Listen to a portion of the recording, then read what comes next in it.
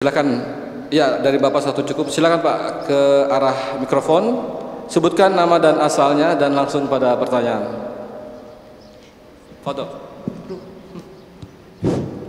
Assalamualaikum warahmatullahi wabarakatuh. Waalaikumsalam warahmatullahi wabarakatuh. Kemampuan pengendalian diri setiap orang itu pasti berbeda. Bahkan sering terjadi konflik antar golongan atau di tingkat keluarga sekalipun, itu juga berbeda-beda dalam mengatasinya. Lalu kemudian kalau kita melihat statistik kualitas umat Islam di Indonesia, kita tahu semua kualitasnya seperti apa. Yang pertanyaan bagi saya, apakah kemampuan pengendalian diri ini ada kaitannya dengan kemampuan orang atau pemahaman orang terhadap Al-Quran dan Sunnah atau tidak? Nah, kalau memang itu ada hubungannya dengan kemampuan orang memahami dengan Al-Quran dan Sunnah, sehingga pemahaman terhadap Al-Quran dan Sunnah itu menjadi akhlak, tentunya pengendalian dirinya akan jauh lebih baik. Barangkali itu saja pertanyaannya. Terima kasih. Assalamualaikum warahmatullahi wabarakatuh. Waalaikumsalam. Mohon maaf Pak, sebutkan namanya bisa dan dari mana asalnya. Saya musafir dari Garut, kebetulan ada acara. Nama saya Pak Sujono, Pak. Pak siapa? Sujono. Pak Sujono, terima kasih banyak.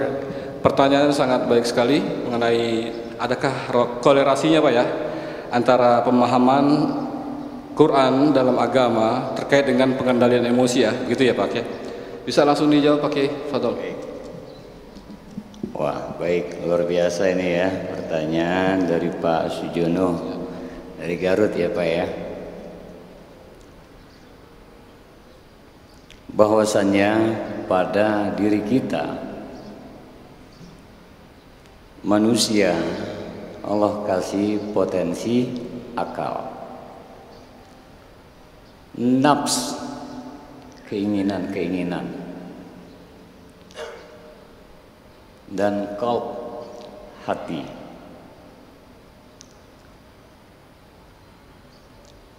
Ketika dalam hidup ini panglimanya adalah hati, kalbu kita, maka anggota tubuh kita ini semua menjadi prajurit.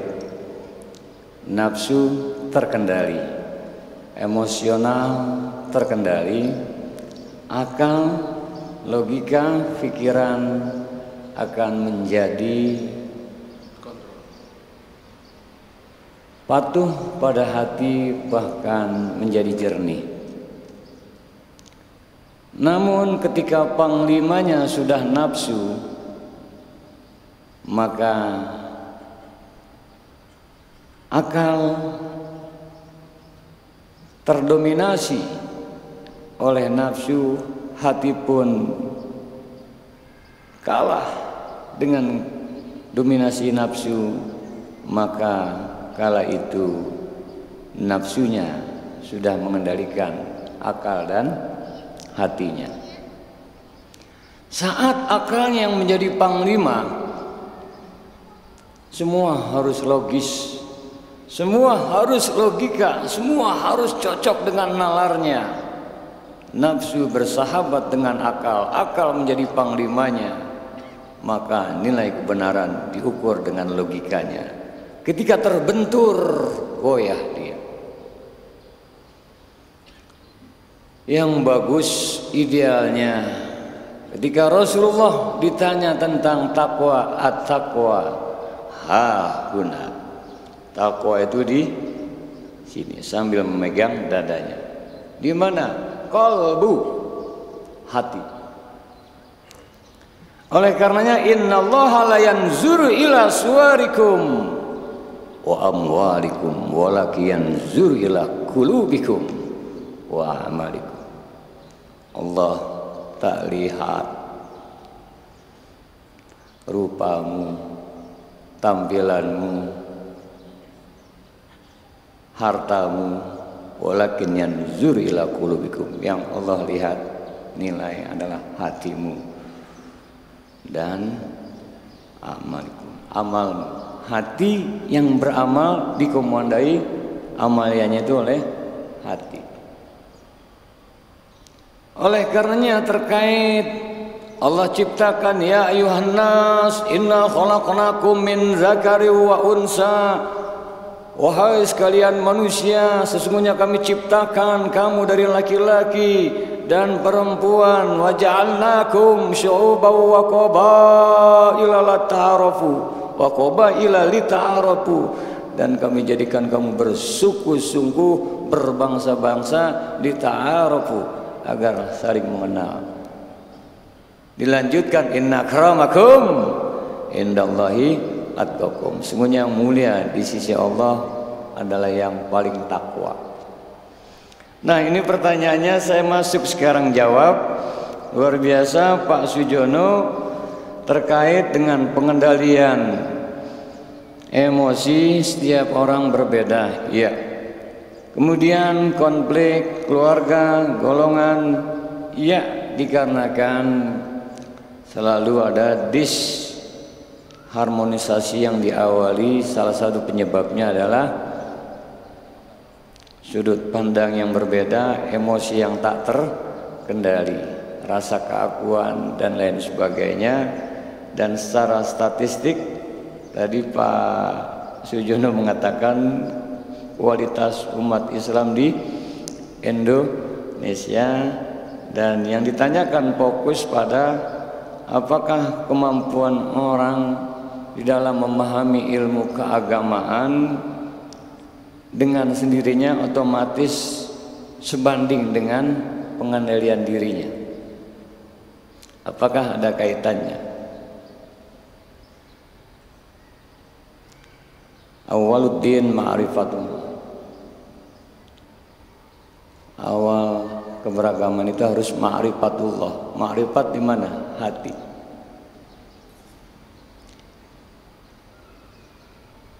Dengan demikian, kemampuan seseorang menghafal hadis, menghafal ayat-ayat Allah, memahami keilmuagamaan luar biasa dia. Kalau dalam jalur akademik dia bisa dalam kuliah keagamanya S1, S2 dan seterusnya. Kalau dia dari pondok pesantren dia banyak mempelajari ilmu-ilmu keagamaan, apakah otomatis dengan sendirinya pengendalian dirinya baik? Seperti itu ya Pak ya? Jawabnya belum tentu. Karena yang kita pelajari medianya adalah ilmu.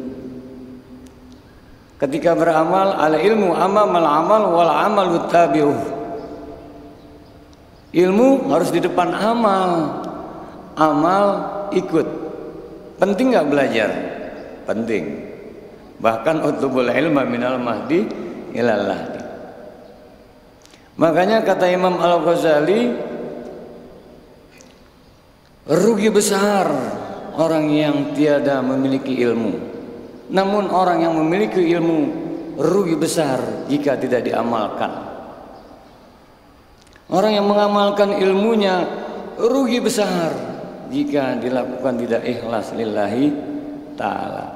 Orang yang sudah ikhlas pun akan bisa rugi jika tidak istiqomah di jalan Allah Subhanahu wa ta'ala. Tingkatannya ilmu, amal, kemudian harus